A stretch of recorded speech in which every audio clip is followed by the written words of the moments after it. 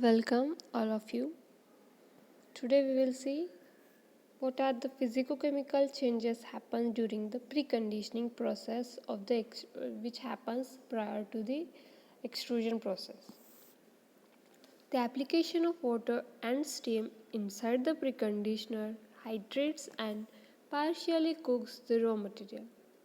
Hydration refers to the process of imbibition of water by starch and protein molecules inside a heated environment. The starch absorbs the water and start the process of gelatinization. So the increase in the temperature due to added steam also helps to reduce anti-nutritional factors present in the raw mix and aids in the improving digestibility of the product. Due to hydration and increase in the temperature, the raw material transforms from a glossy state to a rubbery state. These two states are informed here. So, transformation occurs due to the lowering of the glass transition temperature by adding water and steam input in the increase of the temperature of the raw material above its glass transition temperature. So these terms are important here. So thus the raw material turns from a dry and hard material to a soft and pliable material which is ready to be cooked in the extruder. Now we will see what exactly is the designing conditions of the preconditioner. The primary purpose of preconditioners is to prepare the raw material prior to the next step of extrusion.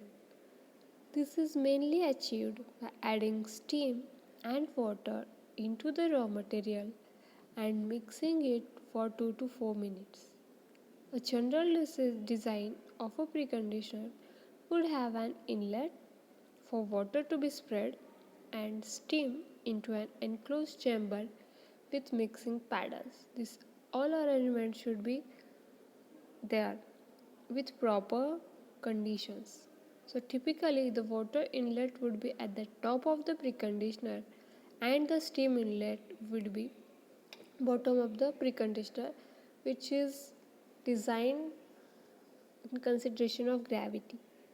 The common design involves using two rotating shafts with radially positioned paddles.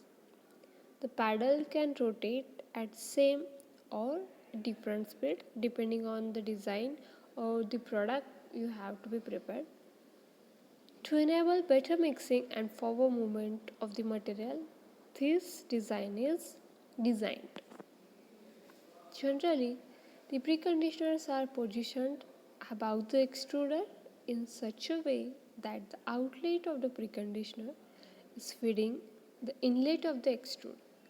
However, some extruder designs have preconditioners placed next to the extruder to address sanitation issues. While cleaning these preconditioners, there are almost no chance of dirty rinsing water to get into the extruder. Most preconditioners are operated in normal atmospheric conditions. Pressurized preconditioner design can help achieve higher product discharge temperatures but may cause loss of nutrients and may be expensive to operate as well. So, adding mid slurries to the dry mix must be perfect method for mixing. So otherwise non-uniform mixing can be happen to formation of clumps.